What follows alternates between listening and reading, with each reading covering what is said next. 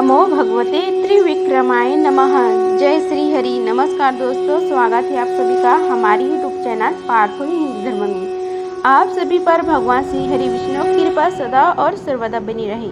आज हम आप सभी को ज्येष्ठ मास में कथा अध्याय 6 का श्रवण कराएंगे। आइए श्रवण कीजिए कथा अध्याय 6 का, जिसमें वर्णन है नर नारायण की उत्पत्ति तथा तपचार्य बद्रीनाथ आश्रम की, वसंत की शोभा तथा कामदाह और काम की अनंत का वर्णन। पुलस्त जी बोले कि हे मुने, ब्रह्म जी के हृदय से जो दिव्य देहधारी धर्म प्रकट हुआ था, उसने दक्ष की मूर्ति नाम की भार्या से हरि कृष्ण नर और नारायण नामक 4 पुत्रों को उत्पन्न किया। हे देवर्षि, इनमें हरि और कृष्ण ये तो नित्य योग अभ्यास में निरत हो गए और पुरातन ऋषि संत माना नर तथा नारायण संसार के कल्याण के लिए हिमालय पर्वत पर जाकर बद्री आश्रम में तीर्थ में गंगा के निर्मल तट पर ब्रह्म नाम ओमकार का जाप करते हुए तप करने लगे। हे ब्राह्मण, नर नारायण की दुष्कर तपस्या से सारा स्थावर जगन्माता यह जगत परितप्त हो गया। इससे इंद्र विक्षुब्ध हो उठे। उन दोनों की तपस्या से अत्यंत व्याग्र इंद्र ने उन्हें मोहित करने के लिए रंभा आदि श्रेष्ठ अप्सराओं को उनके विशाल आश्रम भेजा। कामदेव आयुध में अशोक, अम्रादि मंजरिया विशेष प्रवाह खाई। इन्हें तथा अपने सहयोगी वसंत ऋतु को साथ लेकर वह भी उस आश्रम में गया। अब वे वसंत कामदेव तथा श्रेष्ठ अप्सराएं ये सब बद्रिक आश्रम में जाकर निर्बंध क्रीड़ा करने लगे थे। तब वसंत ऋतु के आ जाने पर अग्निशिखक सदृश कांति वाले पलाश पत्रहीन होकर रात दिन पृथ्वी की शोभा बढ़ाते हुए सुशोभित होने लगे। हे मुने, बसंत रूपी सिंह मानो पलाश पुष्प रूपी नखों से शिशिर रूपी गजराज को विदीर्ण कर वहां अपना साम्राज्य जमा चुका था। वह सोचने लगा, मैंने अपने तेज से शीत समूह रूपी हाथी को जीत लिया है और वह कुंद की कलियों के बहाने उसका उपहास भी करने लगा। इधर शिववर्ण के अलंकारों से मंडित राजकुमारों के समान पुष्पित कचनार अमलातस के वन सुशोभित होने लगे। जैसे राजपुत्रों के पीछे उनके द्वारा सम्मानित सेवक खड़े रहते हैं, वैसे ही उन वर्णित वनों के पीछे पीछे कदम वृक्ष सुशोभित हो रहे थे। इसी प्रकार लाल अशोक आदि सनो भी सहसा पुष्पित एवं उद्दासित हो सुशोभित होने लगी। लगता था मानो ऋतुराज वसंत के अनुयायी युद्ध में रक्त से लथपथ हो रहे हैं। घने वन में पीले रंग के हरिण इस प्रकार सुशोभित हो रहे थे, जिस प्रकार सुहृदय के आने से सज्जन आनंद से पुलकित होकर सुशोभित होते हैं। नदी के तटों पर अपनी मंजिरों के द्वारा वेद से ऐसे सुशोभित हो रहे थे मानो वे अंगुलियों के द्वारा यह कहना चाहते हैं कि हमारे सदृश अन्य कौन वृक्ष है। हे देवेश, जो दिव्य पतली एवं यौवन से भरी वसंत लक्ष्मी उस बद्रिक आश्रम में प्रकट हुई थी, उसको मानो रक्त शोखी हाथ, पलाशी चरण, नीला शोक केश, पास विकसित कमल ही मुख और नील कमल ही नेत्र थे। उसके बिल्व पर मानो स्तन, कुंद पुष्प, दंत, मंजरी, हाथ, दुप, हरिया फूल, अधर, सिंदूरवार, नख, नर कोयल की ककली, बोली स्वर, अंकोल वस्त्र, मयूर यूत आभूषण, सारस, नुपुर स्वरूप और आश्रम की शिखर करधनी थी। उसके मत हंस गति, पुत्र जीव, उधर्व वस्त्र और भ्रमर मानो रोम वाले रूप में विराजित थे। तब नारायण ने आश्रम की अद्भुत रमणीयता देखकर सभी दिशाओं की ओर देखा और फिर कामदेव को भी देखा। श्री नारद जी ने पूछा कि हे ब्रह्मर्षि, जिसे अवै जगन्नाथ नारायण ने बद्रिक आश्रम में देखा था, वह अनंग काम कौन था? श्री पुलस्त महाराज ने कहा कि यह गंधर्व हर्ष का पुत्र है, इसे ही काम कहा जाता है। शंकर की तेरह अग्नि द्वारा भस्म होकर वह अनंग हो गया। नारद जी ने पूछा कि हे पुलस्त्य, आप यहाँ बतलाइए कि देवाधिदेव महादेव शंकर ने कामदेव को किस कारण भस्म किया? श्री पुलस्त जी ने कहा कि हे ब्राह्मण, दक्ष पुत्री सती के प्राण त्यागने पर शिवजी दक्ष यज्ञ वधवंश कर विचरण करने लगे। जब शिवजी को स्त्री रहित देखकर पुष्पत्र वाले कामदेव ने उन पर अपना उन्मादन नामक अस्त्र छोड़ा। इस उन्मादन बाण से आहत होकर शिवजी उन्मत्त होकर वनों और सरोवर में घूमने लगे। हे देवर्षि, बाण विरुद्ध गज के समान उद्मत से व्यवस्थित हो महादेव सती का स्मरण करते हुए बड़े आसान हो रहे थे, उन्हें चैन नहीं था। हे मुने, उसके बाद शिवजी यमुना नदी में कूद पड़े। उनके जल में निमज्जन करने से उनका नदी का जल काला हो गया। उस समय से कालिंदी नदी का जल मृग और अंजन के सदृश कृष्ण वर्ण का हो गया एवं वह पवित्र तीर्थों वाली नदी पृथ्वी के केश पास के सदृश प्रवाहित होने लगे। उसके बाद पवित्र नदियों, सरोवरों, नदों, रमणीय नदी तटों, वापियों, कमल वनों, पर्वतों, मनोहर काननों तथा पर्वत शिखरों पर स्वेच्छता पूर्वक विचरण करते हुए भगवान शिव कहीं भी शांति नहीं प्राप्त कर सके। हे देवर्षि, वे कभी गाते, कभी रोते और कभी कृसंगी सुंदरी सती का ध्यान करते, ध्यान करके कभी सोते और कभी स्वप्न देखने लगते। स्वप्न काल में सती को देखकर वे इस प्रकार कहते, हे निर्दय, रुको, हे मूढ़े, मुझे क्यों छोड़ रही हो? हे अनिंदिते, हे मुग्धे, तुम्हारे विरह में मैं काम अग्नि से दग्ध हो रहा हूँ। हे सती, क्या तुम वस्तुतः क्रोध हो? सुंदरी, क्रोध मत करो, मैं तुम्हारे चरणों में अनुमत होकर प्रणाम करता हूँ। तुम्हें मेरे साथ बात तो करनी ही चाहिए। हे प्रिय, मैं सतत तुम्हारी ध्वनि सुनता हूँ, तुम्हें देखता हूँ, तुम्हारी स्पर्श करता हूँ, तुम्हारी वंदना करता हूँ और तुम्हारा परिसंग करता हूँ। तुम मुझसे बात क्यों नहीं कर रही हो? हे बाले, विलाप करने वाले व्यक्तियों को देखकर किसे दया नहीं उत्पन्न होती? विशेषतः अपने पति को विलाप करते देखकर तो किसी दया नहीं आती। निश्चय तुम अति निर्दय हो। सूक्ष्म कटी वाली, तुमने पहले मुझसे कहा था कि तुम्हारे बिना मैं जीवित नहीं रहूंगी, उसे तुमने असत्य कर दिया। हे सुलोचने, आओ आओ, काम सतप्त मुझे आलिंगित करो। हे प्रिय, मैं सत्य की शपथ खाकर कहता हूँ कि अन्य किसी प्रकार मेरा तप शांत नहीं होगा। इस प्रकार वे विलाप कर स्वप्न के अंत में उठकर वन में बार बार रोने लगे। इस प्रकार मुक्त कंठ से विलाप करते हुए भगवान शंकर को दूर से देखकर काम ने अपना धनुष चढ़ा लिया। पुनः वेग से उन्हें संताप अस्त्र से वेद डाला। अब वे इससे वृद्ध होकर और भी अधिक समत हो गए और मुख से बारंबार विलाप कर संपूर्ण विश्व को दुखी करते हुए जैसे तैसे समय बिताने लगे। फिर कामना ने उन पर वृक्ष भंड नामक अस्त्र से प्रहार किया। इससे उन्हें जगभाई आने लगी।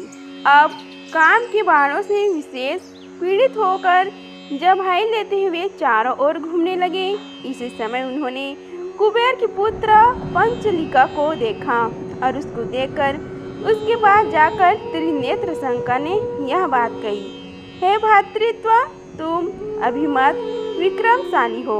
मैं जो आज बात कहता हूँ तुम उसे करो।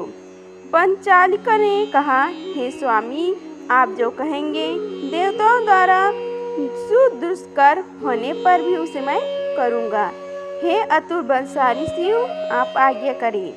हे ईश, मैं आपका श्रद्धालु भक्त एवं दास हूँ। भगवान शिव बोले, हे वरदायिनी अंबिका का सती के नष्ट हो जाने से मेरा सुंदर शरीर काम अग्नि से अत्यंत दग्ध हो रहा है। काम के वृक्ष भर्ण और उन्माद सरसों से वृद्ध होने से मुझे धैर्य रति या सुख नहीं प्राप्त हो रहा। हे पुत्र, तुम्हारे अतिरिक्त अन्य कोई पुरुष कामदेव से प्रेरित वृक्ष भर्ण, संतापन और उन्माद नामक उग्र अस्त्र सहन करने में सामर्थ्य नहीं है, अतः तुम इन्हें ग्रहण कर लो। श्री पुलस्त जी ने बोले कि भगवान शिव के ऐसे कहने पर उस यक्ष कुबेर पुत्र पंचालिका ने वृक्ष भर्ण आदि सभी अस्त्रों को उनसे ले लिया। इससे त्रिशूल को तत्काल संतोष प्राप्त हो गया और प्रसन्न होकर उन्होंने उससे यह वचन कहे। भगवान महादेव बोले, हे पुत्र, तुमने अति भयंकर वृक्ष भर्ण आदि अस्त्रों को ग्रहण कर लिया है, अतः प्रत्युपकार में तुम्हें सब लोगों के लिए आनंददायक वर दूंगा। चैत्र मास में जो वृद्ध बालक, युवा या स्त्री तुम्हारा स्पर्श करेंगे या भक्ति पूर्वक तुम्हारी पूजा करेंगे, वे सभी उन्मत्त हो जाएंगे। यक्ष फिर वे गाएंगे, नाचेंगे, आनंदित होंगे और निर्भरता के साथ बाजे बजाएंगे, किंतु तुम्हारे सम्मुख हंसी की बात करते हुए भी वे योग युक्त रहेंगे। मेरी ही नाम से तुम पूज्य होंगे। विश्व में तुम्हारा पंचले केश नाम प्रसिद्ध होगा। मेरे आशीर्वाद से तुम लोगों के वरदाता और पूज्यतम होगी। जाओ। भगवान शिव के ऐसे कहने पर वह यक्ष तुरंत सब देशों में घूमने लगा। फिर वह कालांजर के उत्तर और हिमालय के दक्षिण परम पवित्र स्थान में स्थिर हो गया। वह शिव जी की कृपा से पूजित हुआ। उसके चले जाने पर भगवान त्रिनेत्र भी विंध्याचल पर्वत पर आ गए। वहां भी काम ने उन्हें देखा। उसे पुनः प्रहार की चेष्टा करते देख शिव जी भागने लगे। उसके बाद कामदेव के द्वारा पीछे किए जाने पर महादेव जी घोर दारुक वन में चले गए, जहाँ ऋषिगण अपनी पत्नियों के साथ निवास करते थे। उन ऋषियों ने भी उन्हें देखकर सिर झुकाकर प्रणाम किया। फिर भगवान उनसे कहा कि आप लोग मुझे भिक्षा दीजिए। इस पर सभी महर्षि मौन रह गए। नारद जी, इस पर महादेव जी सभी आश्रम में घूमने लगे। उस समय उन्हें आश्रम में आया हुआ देव पतिव्रता अरुंधति और अनुसुईया को छोड़कर ऋषियों की समस्त पत्नियां प्रक्षुब्ध एवं सत्यहीन हो गईं, पर अरुंधति और अनुसुईया पति सेवा में ही लगी रही।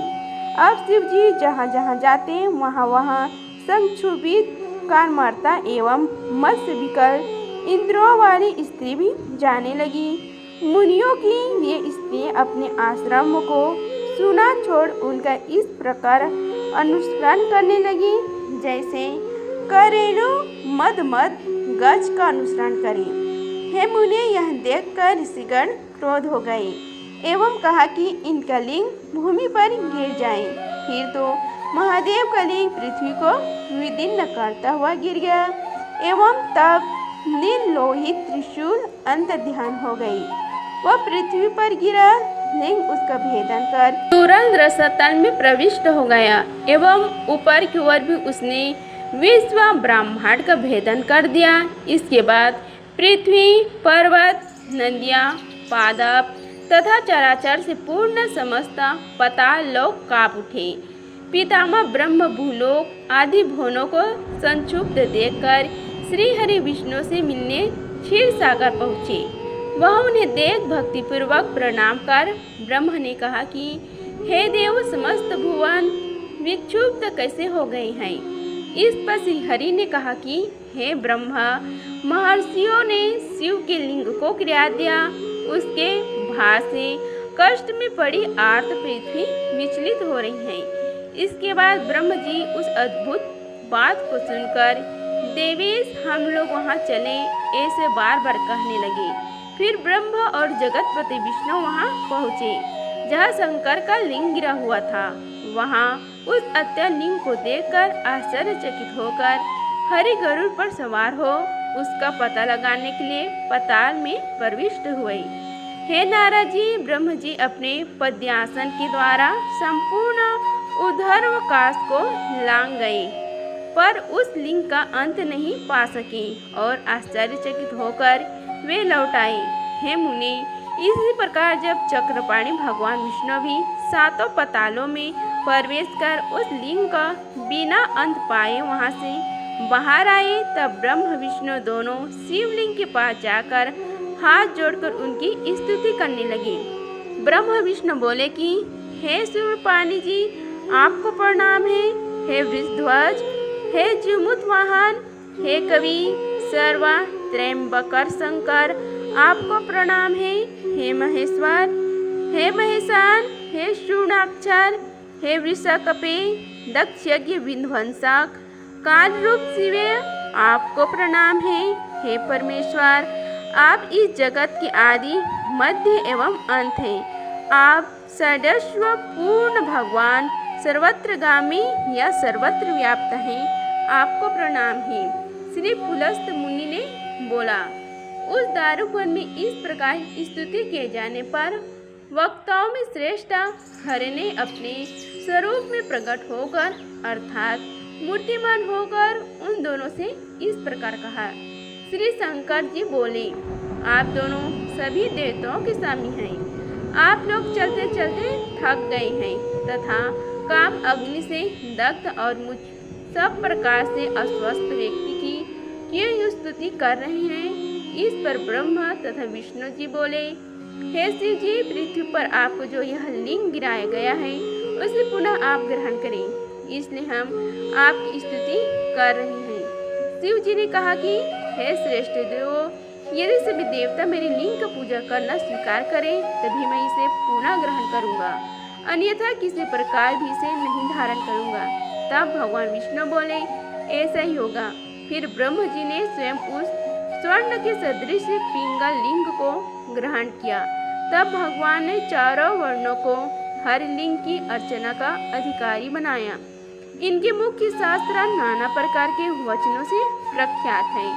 हे मुने, उन शिव भक्तों का प्रथम संप्रदाय 100, द्वितीय पशुपत, तृतीय कालमुख और चतुर्थ संप्रदाय कपालिक या भैरव नाम से विख्यात हुए। हे महर्षि, वशिष्ठ के प्रिय पुत्र शक्ति ऋषि स्वयं सौ थे। उनके एक शिष्य गोपायान नाम से प्रसिद्ध हुए। उन्होंने 100 संप्रदायों को दूर तक फैलाया।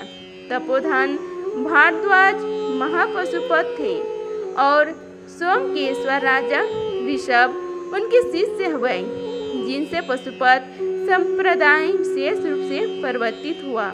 हे मुने, ऐश्वर्य एवं तपस्या के धनी महर्षि अब स्तंभ कालमुख संप्रदाय के आचार्य थे। कथेश्वर नामक उनके वैश्य शिष्य इस संप्रदाय विशेष रूप से प्रचार किया। महाव्रती साक्षात कुबेर प्रथम कपालिक या भैरव संप्रदाय के आचार्य हुए थे। शूद्र जाति के महातपस्वी कर्णोदर नामक उनके एक प्रसिद्ध शिष्य हुए। उन्होंने इस मत का विशेष प्रचार किया। इस प्रकार ब्रह्म जी शिव जी की उपासना के लिए 4 संप्रदायों का विधान कर ब्रह्मलोक को चले गए। ब्रह्म जी के जाने पर महादेव ने उस लिंग को उपसंहत कर लिया, समेट लिया एवं वे चित्रवन में सूक्ष्म लिंग प्रतिष्ठित कर विचार करने लगे। यहाँ भी शिव जी को घूमते देख पुष्पधनुष कामदेव पुनः उनके सामने सहसा बहुत निकट आकर उन्हें संतापन बाण से भेदने को उद्यत हुए। तब उसे इस प्रकार सामने खड़े देखकर शिव जी ने उस कामदेव को सिर से चरण तक क्रोध भरी दृष्टि से देखा। हे ब्राह्मण, वह कामदेव अत्यंत तेजस्वी था। फिर भी भगवान द्वारा इस प्रकार दृष्ट होने पर वह पैरों से लेकर कटी प्रियान दग्ध हो गया। अपने चरणों को जलते हुए देखकर पुष्पयुद्ध काम ने अपने श्रेष्ठ धनुष को दूर फेंक दिया। इससे उसके पास टुकड़े हो गए। उस धनुष जो चकमचाता हुआ सुवर्ण युक्त मुठ बनता, वह सुगंधन पूर्ण सुंदर चंपक वृक्ष हो गया। हे मुनि, उस धनु को जो हीरा जड़ा हुआ सुंदर कीर्ति वाला नाह स्थान था। वह केसर वन में बकुल मैलेश्वरी नाम का वृक्ष बना। इंद्र नील से सुशोभित उसकी सुंदर कोटि भृगों से भी शोभित सुंदर पटला गुलाब के रूप में परिणित हो गया। धनुष नाह के ऊपर मुष्टि में स्थित चंद्रकांत मणि प्रभा से युक्त स्थान चंद्र किरणों के समान उज्ज्वल 5 गुल्म वाली जाति चमेली पुष्प बन गए। हे मुनि, मुट्ठी के ऊपर और दोनों कोटियों के नीचे वाले विधुम्र मणि विभूषित स्थान से उनके अनेक पुटों वाले मलिका मालती हो गई। हे नारद जी, अनेक देवों के द्वारा जाति के साथ अन्य सुंदर तथा सुगंधित पुष्पों की सृष्टि हुई। उधर्व शरीर के दग्ध होने पर समय कामदेव ने अपने बाणों को भी पृथ्वी पर फेंका था। इससे हजारों प्रकार के फल युक्त वृक्ष उत्पन्न हो गए। शिव जी की कृपा से श्रेष्ठ देवताओं द्वारा भी अनेक प्रकार के सुगंधित एवं स्वादिष्ट आम आदि फल उत्पन्न हुए जो खाने में स्वाद युक्त है। इस प्रकार कामदेव को भस्म कर एवं अपने शरीर को संयत कर समर्थ अविनाशी शिव पूर्ण की कामना से हिमालय पर तपस्या करने के लिए चले गए। इस प्रकार प्राचीन समय में देवश्रेष्ठ शिव जी द्वारा धनुष बाण सहित काम दग्ध किया गया था। तब से देवताओं में प्रथम पूजित वह महाधनुर्धर देवताओं द्वारा अनंग कहा गया। इस प्रकार ज्येष्ठ मास में कथा अध्याय 6 का समाप्त हुआ। बोलो श्री हरि भगवान विष्णु की जय। अगर आप सभी को यह वीडियो अच्छी लगी होगी तो वीडियो को लाइक कीजिए, चैनल को सब्सक्राइब कीजिए और कमेंट बॉक्स में जय श्री हरि लिखिए। धन्यवाद। मिलते हैं अगले वीडियो में, तब तक के लिए जय श्री राधे।